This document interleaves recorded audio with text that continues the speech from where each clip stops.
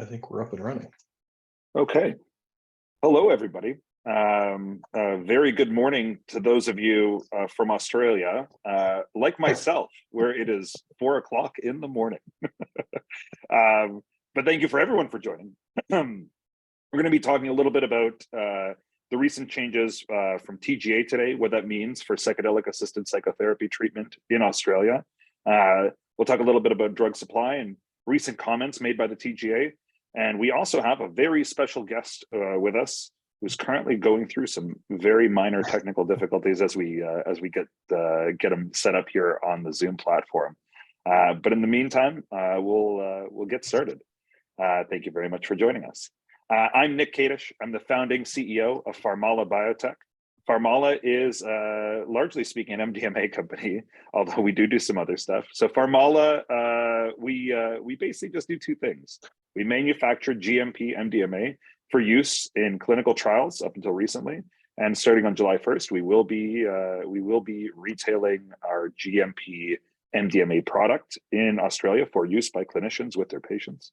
And then we also research and develop novel analogs of MDMA with a focus on safety, which is something we won't be talking about much today, but I'm sure we'll get more chances to speak on in the coming months and days.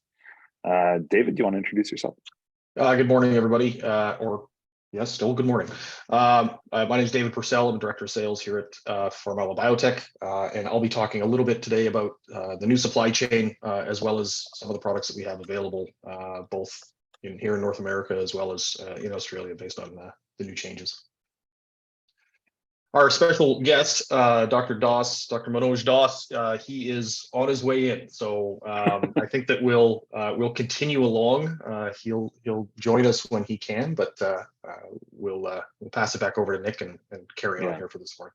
Well, look, maybe I'll talk a little bit about Manoj later on. David will flip back to that slide once he's actually on to hear about his his illustrious bio. I'll just talk about a little bit about PharmAla first. So as I said, PharmAla was founded basically just to do two things. Originally, we were just an early stage drug development company, but then as we started speaking more and more to researchers, what we kept hearing was, well, there's no, do you have any MDMA that is GMP and clinical grade and appropriately documented with all the regulatory documentation? Because there is none. There's not enough GMP MDMA sort of to go around. So we embarked on the somewhat difficult task of becoming a GMP drug supplier. We were the first publicly traded company to manufacture GMP MDMA. That was back in August of last year. And in November of last year, we also signed an agreement with our partners at Mindset Pharma to retail as their global exclusive reseller their CGMP synthetic psilocybin product. So today, I'm happy to say that both of the active pharmaceuticals that are needed in the Australia market, psilocybin and MDMA, we have manufactured and in inventory, basically ready to ship. As I earlier said, we also do work on some analogs, but we won't be talking about that today.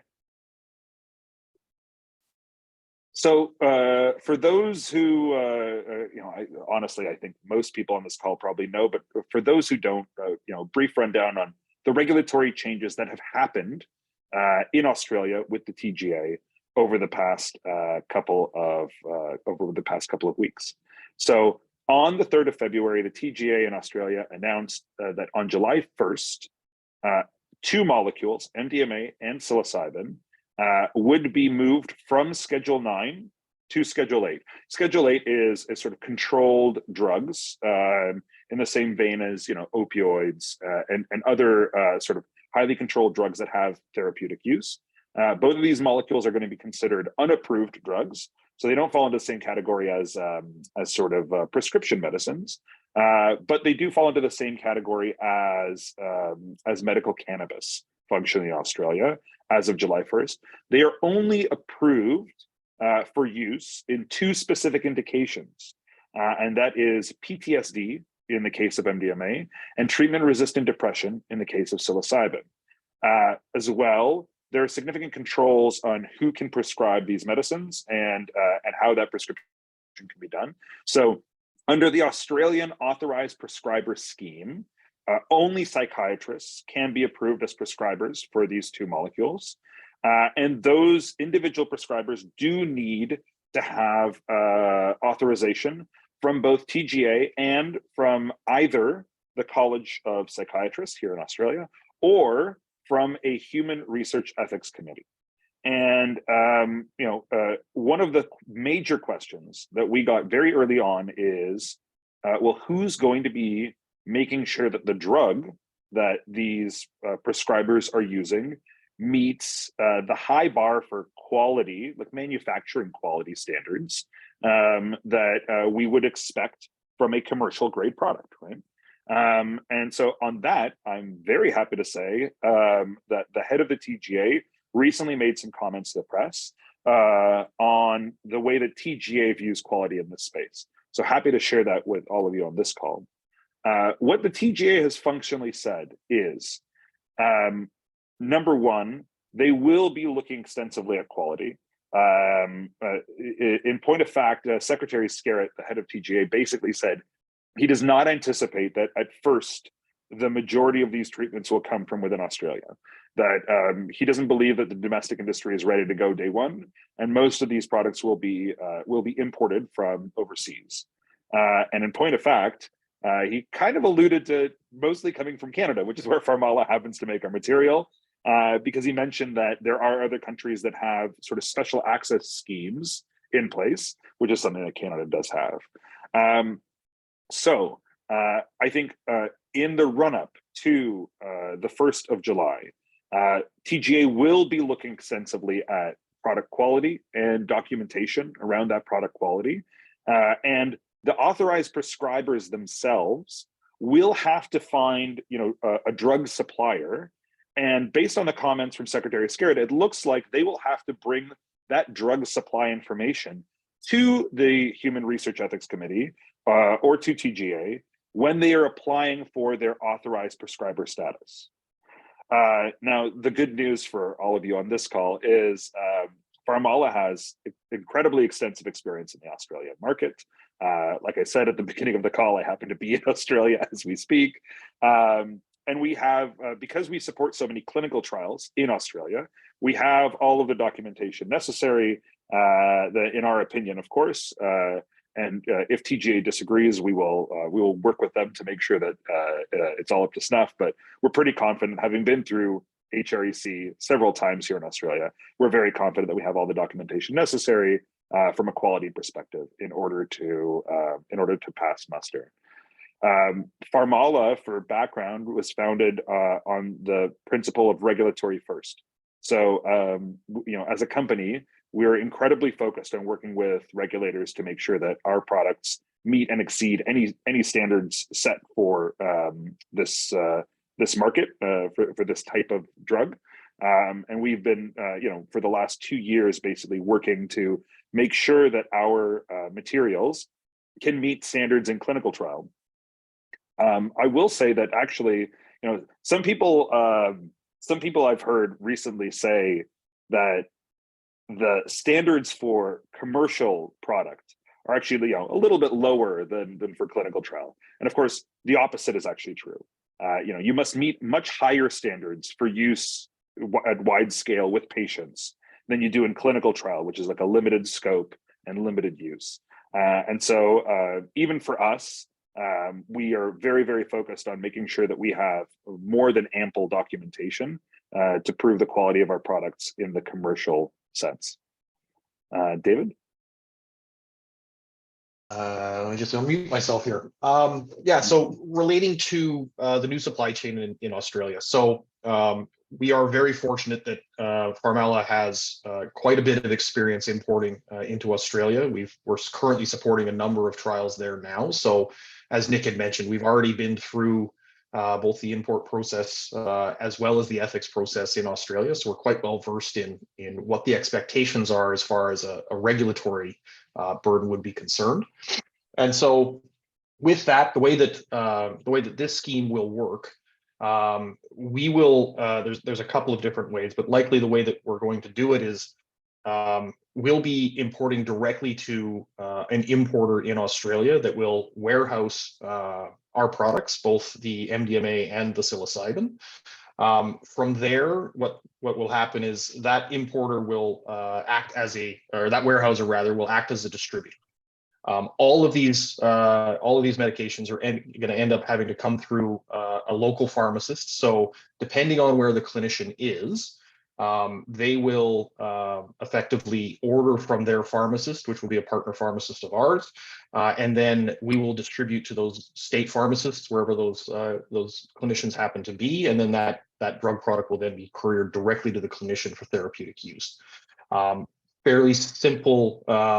It sounds fairly simple in practice, but the regulatory burden and certainly the all of the hoops that you end up having to jump through are quite significant. But fortunately, we have quite a bit of experience in this kind of work, and as Nick had mentioned, we are a regulatory first company, so that's really the prime focus of us entering into new markets such as this. As far as products that we do have available, and Nick had mentioned, we have both raw API and 40 milligram capsules for MDMA, and the 40 milligram capsule, we selected that size for a couple of reasons. Most notably that it's very much in line with the current protocols as far as psychedelic-assisted therapies using MDMA, and it's quite scalable. So depending on factors such as body weight of the patient when it comes to the booster dose, for example, it's a good dose to be able to sort of fit all regimes that are currently being used. And then we also have, as Nick had mentioned earlier, as we're retailing Mindset psilocybin, we have both raw API in both clinical and engineering grade, as well as the 25 milligram dose. And again, that dosing regime was selected simply because it's the most prevalent today and very easily scalable. And I'm going to talk a little bit later about how to get in touch with us around supply later, but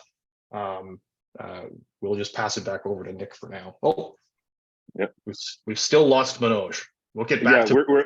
So Manoj is actually on the call as a guest, and we're trying to get him upgraded to panelist status. So we're working on that as we go. Oh, wow. Apologies for the delay. David, could you go back a slide for a second here? I can. There you go. Thank you. I'd just like to talk about scalability here for a moment. We often get questions as to why we have chosen the dosages that we have for our drug product. And there's a couple of reasons for that. For those of you familiar with psychedelic-assisted psychotherapy protocols, which Manoj will hopefully be talking about in a few minutes, this is not a pure drug regimen. This isn't an SSRI with like once a day pill. This is a psychotherapy enabling protocol. So in the case of MDMA, the most widely accepted psychotherapy protocol is the MAPS protocol for PTSD. It's been through now 2 waves of phase 3 clinical trial, very solid evidence behind it. And the MAPS protocol calls for 120 milligrams of MDMA to start. It's a very long session. It's an 8-hour session, and then a follow-up dose of 60. We have found in our experience that with variability in body weight, there's very little difference between 60 and 40 for the maintenance dose. The maintenance dose is generally speaking a discretionary dose at the discretion of the therapist. And so functionally, with the 40 milligram dose, what it allows you to do as a clinician is to do 120 milligrams to start, exactly the same as the MAPS protocol, and then a discretionary dose of 40 later on in the session, if you as a clinician feel that it is needed by the patient at that point. For psilocybin, once again, the indication approved here in Australia is treatment. I shouldn't say approved. The indication allowed here in Australia is treatment-resistant depression. TRD has been studied by several companies and charities in phase 2 clinical trial. There are phase 3s ongoing, although the evidence looks pretty solid. And in those cases, just a 25 milligram dose. There's nothing fancy there. There's no fancy complex dosing protocols. It's just 25 milligrams, and you go into your therapy session. But that is the reason for those dosages. We are often asked if we can create other dosages, other drug product forms. And the short answer on that is yes, absolutely we can. We would be happy to. However, I think many clinicians don't know, and nor do they need to know really, all that goes in on the pharma development side in order to make a new drug product form. But it is not quick, and it is not easy, and it's not cheap. The biggest issue, and this is a major hurdle, is anytime you put an active pharmaceutical into a new drug product form, so like a different capsule, a different strength, whatever it is, you do have to run stability on that. So you basically put it in the stability chamber and you test it every month, and then on 6-month intervals. And you need 6 months of data to present to regulators to show that your drug product form is stable. That's the minimum sort of industry standard certainly for a commercial grade of product. So for those clinicians who want to try other dosages, the simplest way to do this is to work with an authorized compounding pharmacist in your jurisdiction. We're more than capable of sending sort of a bulk API. API is active pharmaceutical ingredient, basically just a drug substance. We're totally capable of doing that and getting it to a pharmacist where they can compound into any dosage. And as long as that's taken by the patient in a relatively brief span, that's totally fine. We are also capable of making those different drug product forms in GMP for later use by clinicians, but we haven't done it yet because, frankly, the demand is just not there yet. And so for those who are interested in differential drug product forms, happy to talk to you about it. Feel free to ask us questions during the Q&A and we can get into that. In terms of our current position in the Australian market, so just last week, I want to say this week, time is flying. We did announce a sale of psilocybin to a company called Reset Mind Sciences based out of Western Australia. So we have now sort of gone through the ringer on both MDMA and psilocybin in human research ethics committees with TGA. We're meeting with TGA while we're out here to discuss next steps and sort of registering our products with them. So very confident and sort of looking forward to getting that entire supply chain established in the coming weeks, so that on July 1st we're just ready to go and authorized prescribers can access drug. How are we doing on Manoj there? He's stuck. He's stuck. Seems to be. Yeah. How about Conway? How about we try having him call in? Maybe he can do it by phone. Yeah, and then there's an option. Sorry, everyone, for this one. Then there's an option as a participant to allow them to speak. So we may not be able to see them, but if you can log in as a participant, yeah. Yes. Yeah, if you see that on your end, I'm going to tell him to go in as a participant, and then we can give him those privileges. Yeah. Perfect. Okay. 1 second, guys. Thank you. Of course. Well, David, why don't we run through the FAQ in the meantime while we wait for Manoj to get rolled in here? If you want to go ahead. So look, guys, while we wait for Manoj, we'll just run through some of the frequently asked questions, just so that we don't have to waste anyone's time during the Q&A. So the first question that we get a lot of is like, did Australia just legalize drugs? Can we go down that? No, the TGA just changed policy to allow the use of these drugs in psychedelic-assisted psychotherapy protocols for specific indications and only by authorized prescribers. So this is a very controlled and limited regime. We believe that it's an excellent regime. I mean, they have really done an excellent balancing act between risk and potential benefit for patients, but it is in no way a full-scale legalization. Number two, will the Australian government be supplying MDMA and psilocybin? No. You, as the prescriber, must source your own drug supply. And luckily enough, if you're on this webinar, you sort of know where to get it.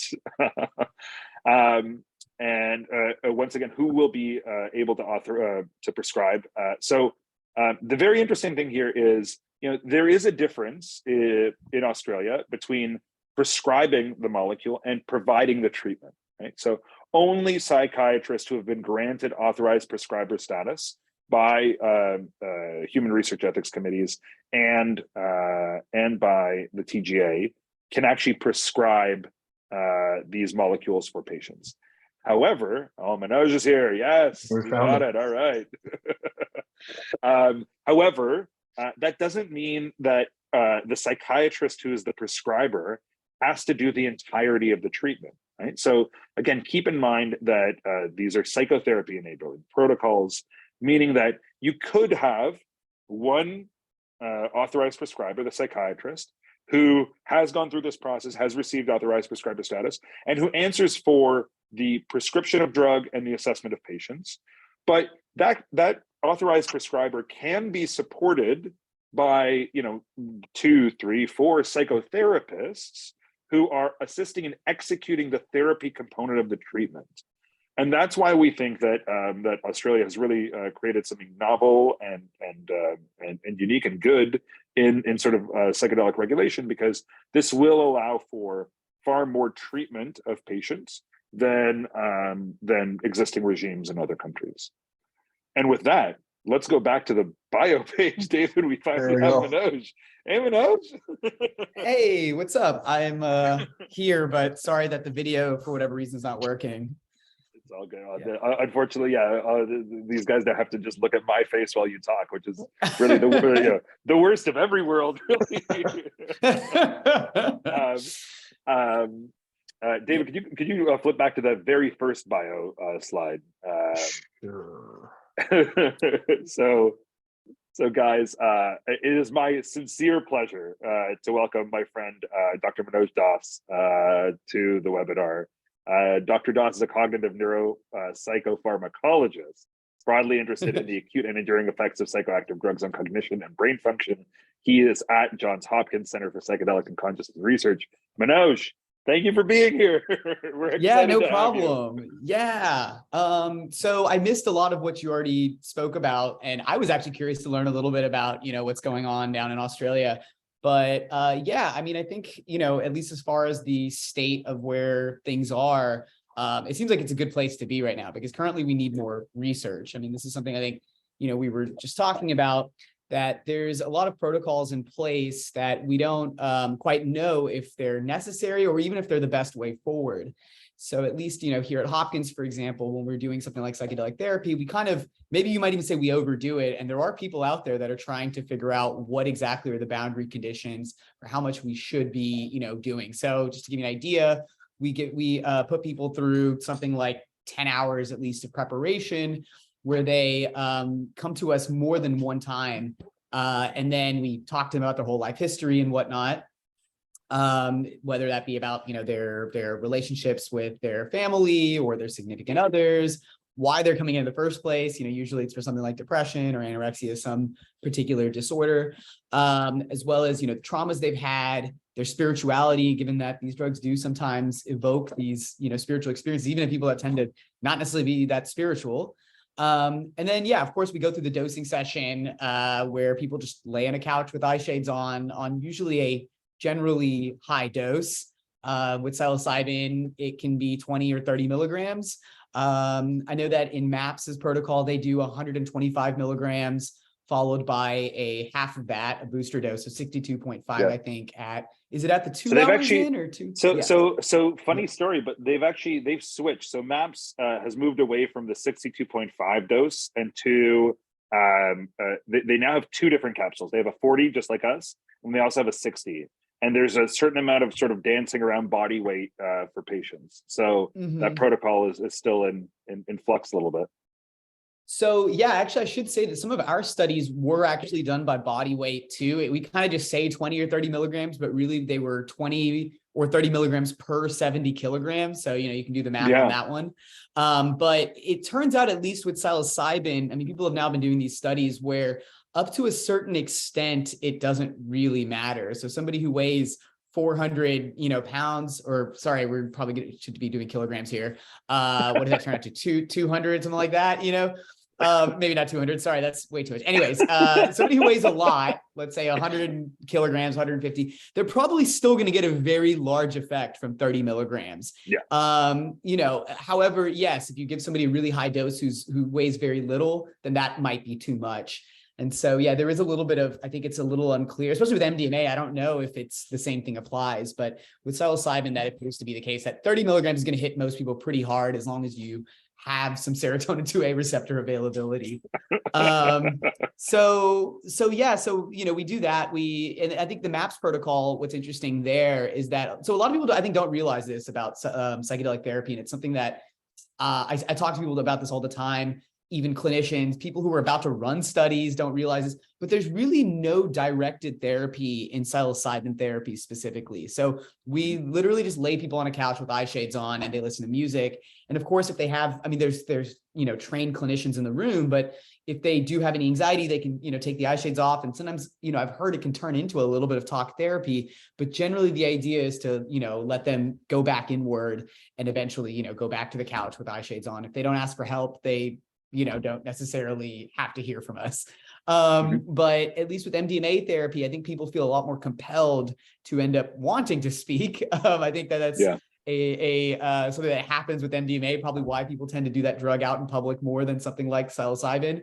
And so I think people will usually want to talk about something or another. And at least, I've never done MDMA therapy. And so I don't, I've seen the videos, I've read, but it seems like a lot of times it will end up being about their trauma and whatnot. But again, I don't think it's necessarily directed. I think there's different therapists have different ways of approaching it. But that's probably something, you should read the manual about. I've read a little bit of the manual. And so anyways, then the following day, we will follow up with people. We talk to them. This is when they can talk about their experience. I think that, we avoid trying to interpret things, although again, I think people's, backgrounds in whatever they were trained in, whether it's, CBT or psychoanalysis or whatever, will sometimes creep in, even implicitly. And then a week later, we'll follow up people, a month later, follow up with people, continue. I think there's still phone calls that happen even 2 weeks in, just to make sure people are right, because there is, some degree of sensitivity that people tend to report. What's also interesting is sometimes people don't necessarily get better. They might have a terrible trip, and then a week later, they might say that they're feeling better. So it's currently, we were talking about this whole idea of like training, regimes, training programs. And we haven't really manipulated that much. So there was a study with like less amount of support. And I think that did prove to be a little less beneficial, less, mystical like experiences and whatnot.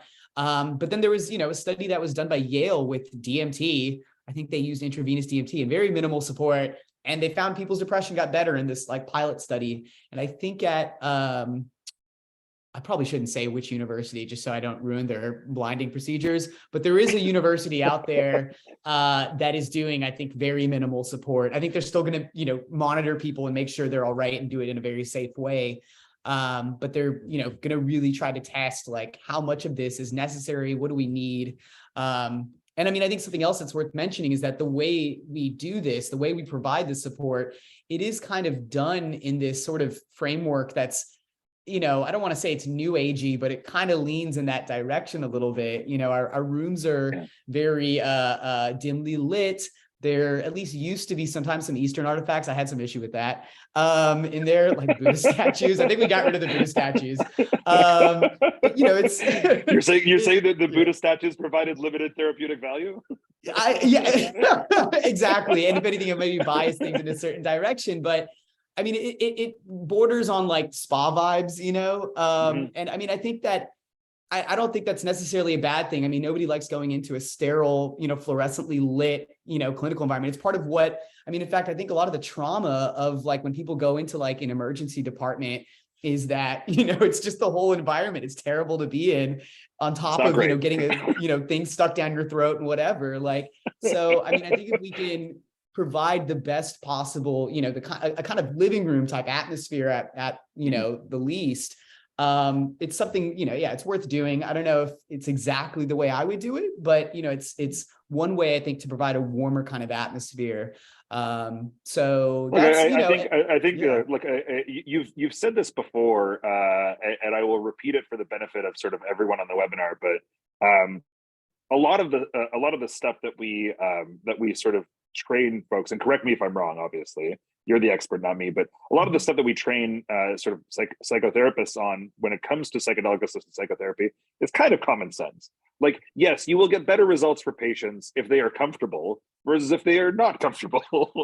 And Exactly. frankly, I don't think that it requires a protocol to tell you that. Yes, I mean, this is something, and I think, as a point you've brought up is, people need continuing medical education credits. And actually, I think sometimes people are kind of stuck in the paradigm that they were previously in, and maybe this isn't as common sense as I think it is, but exactly. That's literally the word I've used. It's the word Matt Johnson has used. It seems like common sense. And I mean, I think this is actually where psychedelic therapy gets something correct, is that this is what we should be doing across like all of psychiatry, perhaps all of medicine. Before getting somebody into surgery, maybe they should, feel extremely comfortable in warm spa vibes before, going under the knife. And I think similarly, with even an SSRI, we should be having massive amounts of getting to know somebody before handing them a drug that, by the way, especially in younger people, I think there's an increased risk of suicidality in the first couple of weeks of taking an SSRI. So, I mean, we should be getting to know people and making them feel comfortable that they can talk to us. And so it does seem to me, exactly, like kind of like common sense, but how to implement that common sense, still the parameters, the boundary conditions haven't quite been explored. And so sometimes I do wonder if these training, workshops and whatnot for psychedelic therapy, I wonder if they're a little premature. But, I mean, I think they have to be done. There needs to be something in place before people, start to just administer these drugs, to their patients for various, disorders and whatnot. So, I mean, maybe it's a good start, but I hope that we start to get things that are more evidence-based soon. Yeah, and look, I think to your point, and it's a good one. Every therapist will come into this with certain preconceived notions of how they do therapy, and not just from like a training perspective, and whether you're a psychoanalyst or a CBT practitioner, but also just people are different. Different therapists have different approaches. That's just normal. But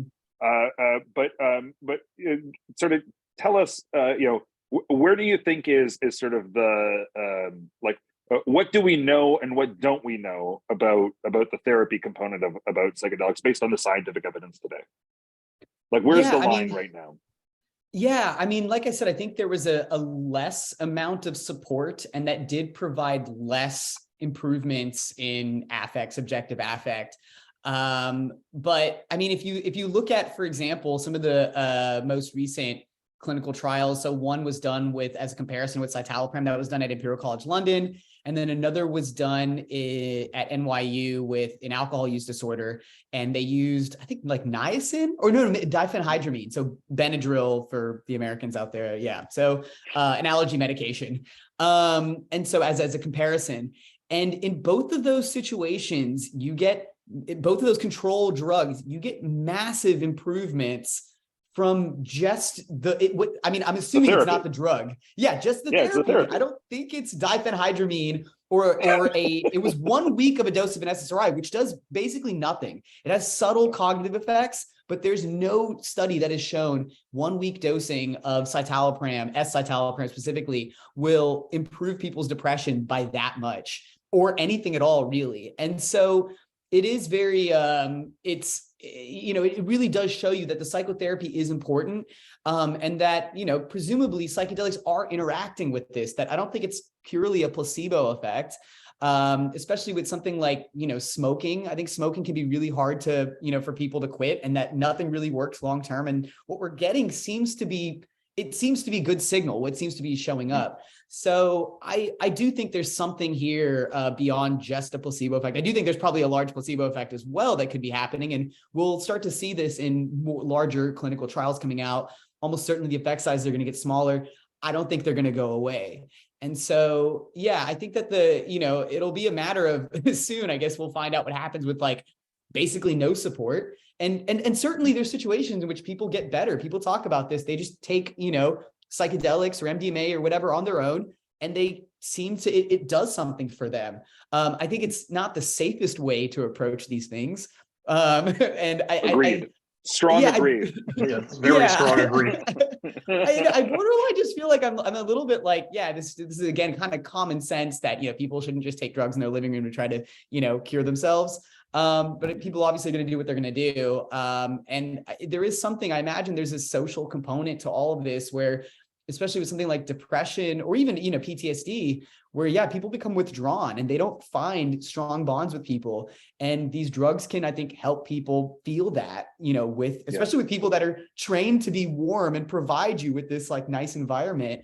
I mean, I think this is probably where, soon enough, I know people are interested in things like group therapy and whatnot. And then you can also build connections with other people who not only share experience, similar experience of traumatic trauma or depression or whatever, but it's just building connection with people. So I don't know, we'll see, but I think honestly right now, I think that the research is still pretty early, where everything that's being done is very confirmatory. It's almost like, okay, here's what the hippies have been telling us. Here's what some of the studies were showing in the 60s.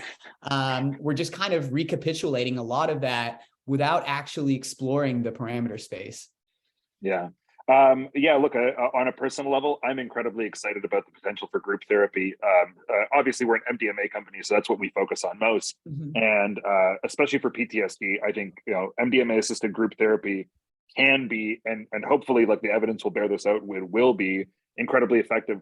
The reason I'm so excited for it is, one of the issues with these drug protocols is they're wildly expensive, because they generally speaking involve a lot of labor time by the therapist, right? So like the MAPS protocol involves preparatory session, 8 hours of therapy on the experiential day when you're on the drug, right, or thereabouts, and then of course you have your integration sessions afterwards, and that's a lot of time, right? So not to be crass and money grubbing, here as the CEO of a company, but from the patient perspective, they're going to have to pay out quite a bit. And on the bright side, the early results indicate that we're getting like basically full remission of PTSD. But 2/3 of the patients in the MAPS phase 3 trial, at the end of the day, were no longer considered as having PTSD. We'd extinguished it, but that's still, it's going to be expensive. It's going to be expensive just for the patient. So if you can put patients together into a group therapy setting and have sort of the group, I mean, the reason that the group therapy works so well is the group takes on some of the lift, right? Some of the burden of treating themselves, right? If we can do that with PTSD, I think that'd be remarkable. But you're right, like there are no studies completed yet. We still have to work on that.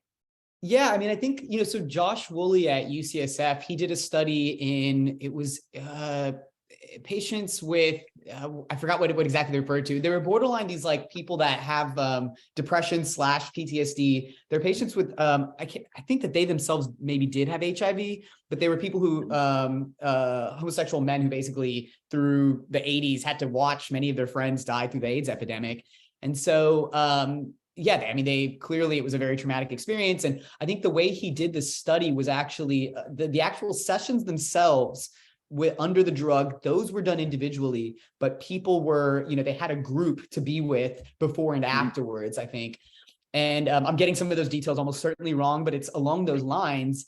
And so, I think it takes off some of the burden from the therapist. It gives them a group to go to. I mean, I think this is the case for a lot of veterans groups. They have other veterans to kind of go to. There's actually also these veterans psychedelic groups, including, so there's retreat centers down in like, Mexico and at least I know definitely one in Mexico that's specifically for veterans.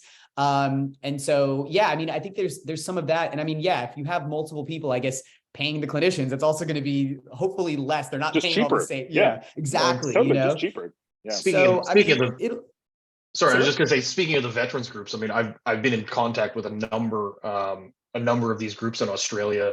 There's a bunch of retreats in Australia. Like obviously the veteran population in a lot of the Commonwealth nations is pretty high. A lot of them, overseas that have come home.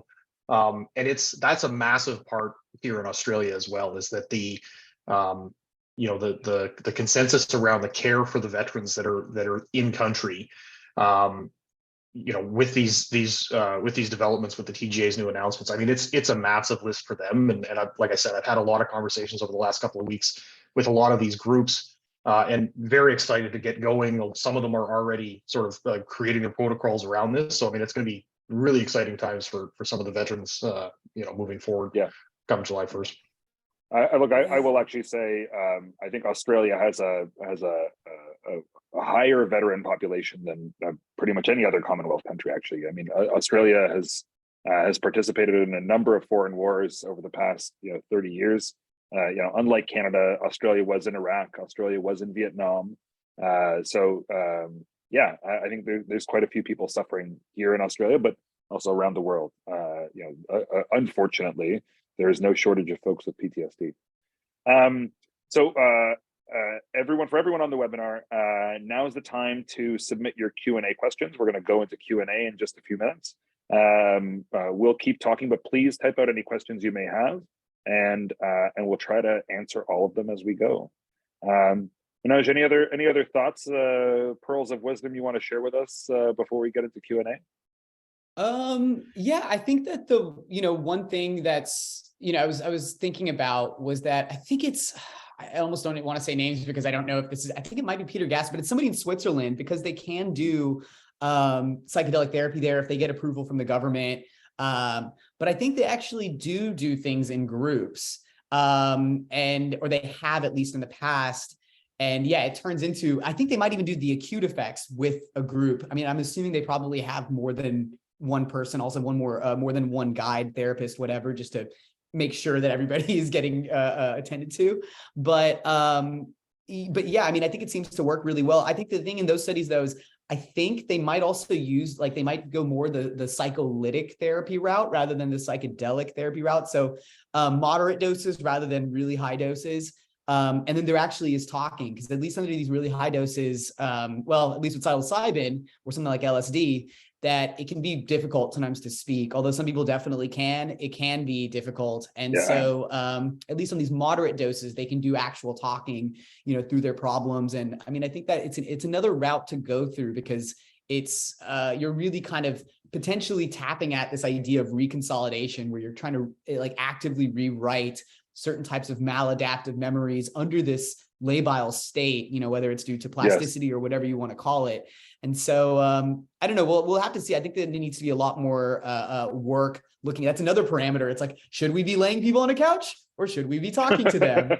So, it's something that I hope that people will carry out in the future. But funding, of course, yeah. Okay, well, look, let me ask you your opinion on one more question. This is going to be the last one, and we'll go into Q&A. But this is like a super hot topic in the world of psychedelic-assisted psychotherapy. And the question is, do the therapists need to try the drug themselves in order to do the therapy, or in your opinion, do they not? So I think that there was a paper that came out on this about whether therapists have done the drug or not. It might have been by Josh Woolley's group, but I can't remember. Anyways, but the point is that a lot of people have, and just talking to various therapists as well as researchers, I know very few people who haven't done the drug. I'm obviously not allowed to talk about any personal use. I might be one of those people who've never done the drug, et cetera.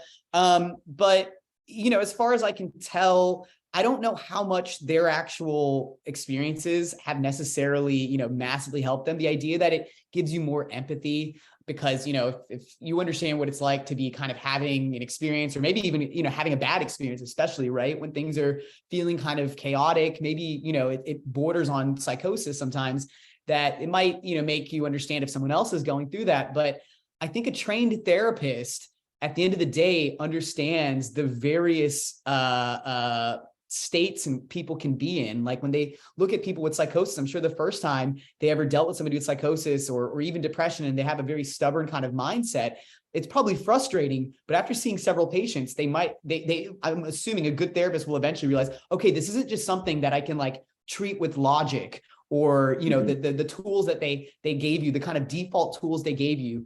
I have to approach this with something else.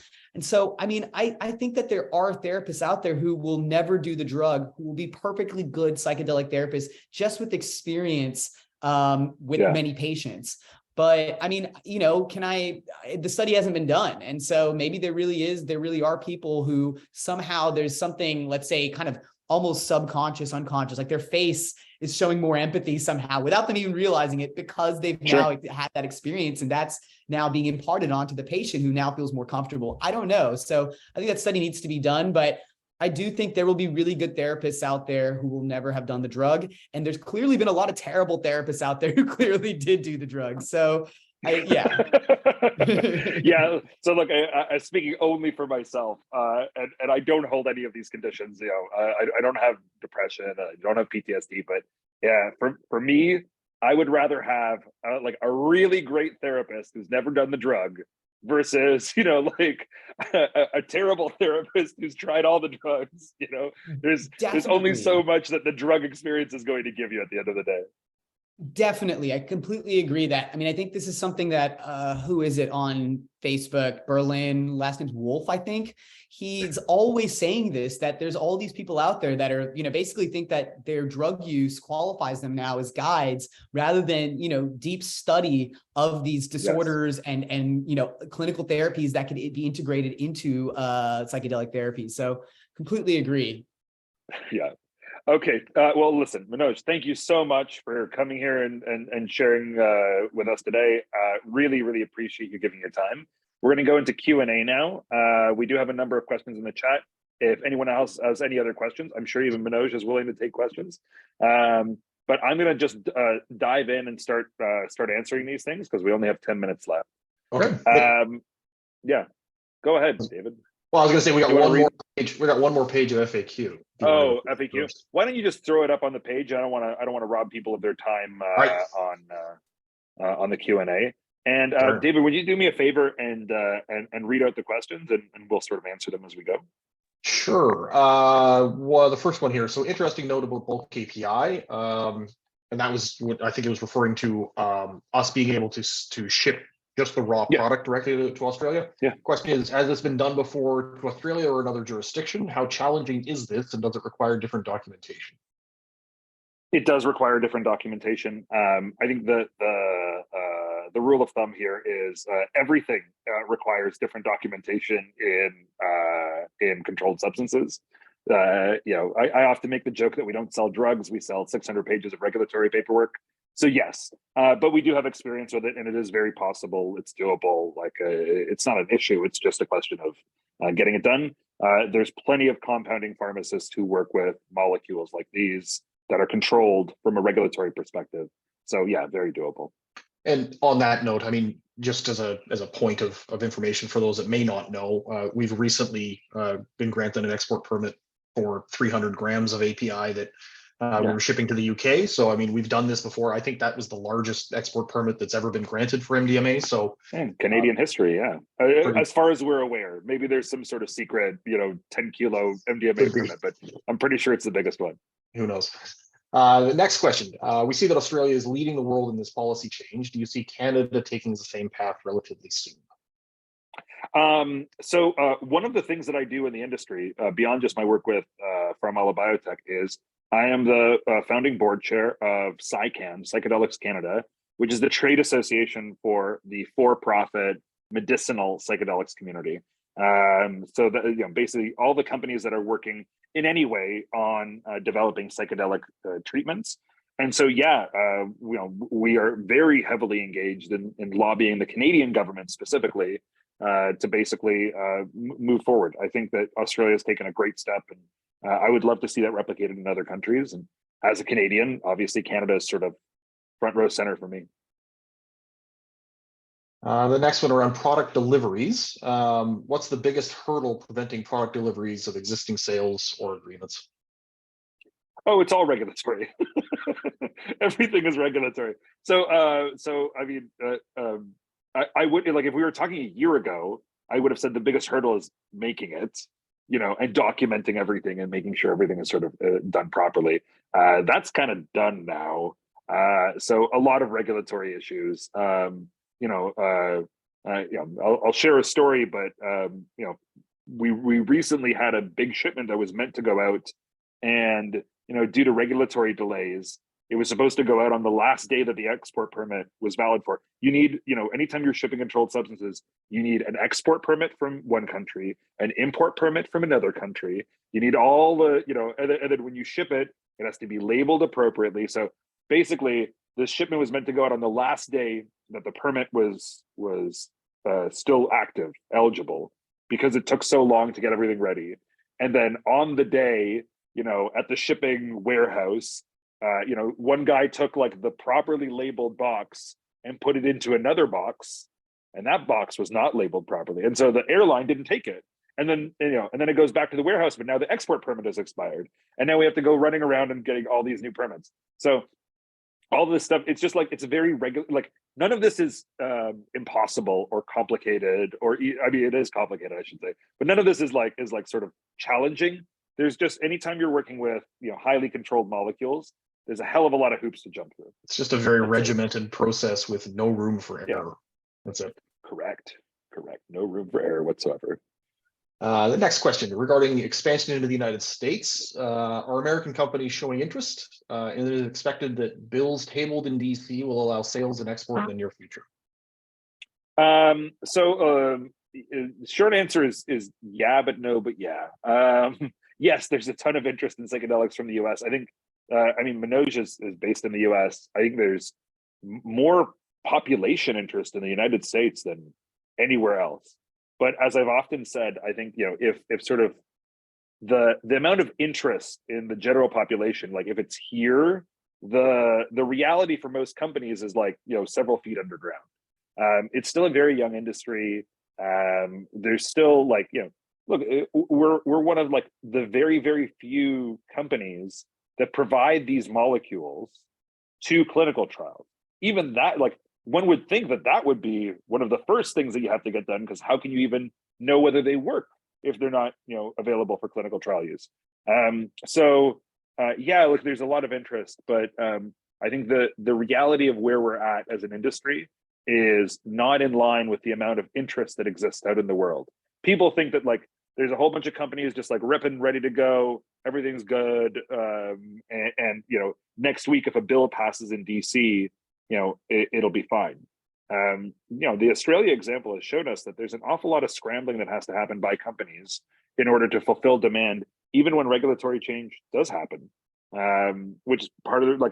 We're happy to be part of the solution there, and that's obviously our goal. But yeah, a lot of work still to be done. And then we've got one more from Rick. Thank you for your question. I'm not sure how much of this one we can answer, but the question is, can you discuss the ingredient of your psilocybin product? Is it a manufactured molecule or raw phyto? And what psilocybe species is it based on? One thing I can tell you is it is no psilocybe species, because all of the material we make is synthetic. So it is not an extract of any mushroom. No mushrooms were harmed in the making of these products. It is exclusively synthesized in labs. And the reason that we focus so strongly on that is because you can get, frankly, more predictable and consistent results with a synthesis process than you can when you extract from mushrooms. That's not to say that you can't get good quality drug product out of organic botanicals. You can. It's just not what we do.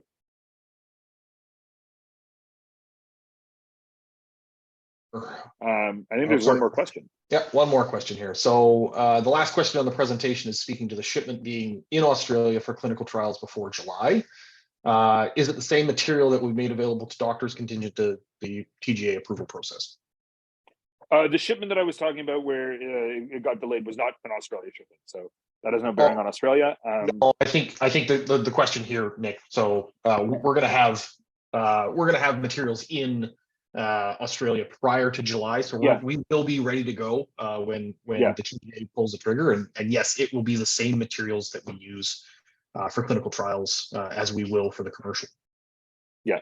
Luckily enough, I think that our quality standards, because we have such a strong focus on quality right at the beginning, our quality standards and our documentation exceed what is necessary for a clinical trial. It is, it is appropriate for human use in a clinical setting. And so we don't have to go back to the drawing board and redo, make new batches or anything like that. Our material actually is appropriate for use in this context. And so, yeah, it's the same material because, we make high quality material. All right. So just the final slide here. Now, this is, again, just what we have available today. So if you're a clinician and you're looking for supply for any therapeutic use, I mean, certainly let us know. But if you're not, you just have questions, feel free to reach out. My email's there. I'm always available, happy to chat about the process and our company and our products and all of the very exciting times that we're in today. So, Nick. On behalf of PharmAla Biotech, Manoj, thank you so much, man.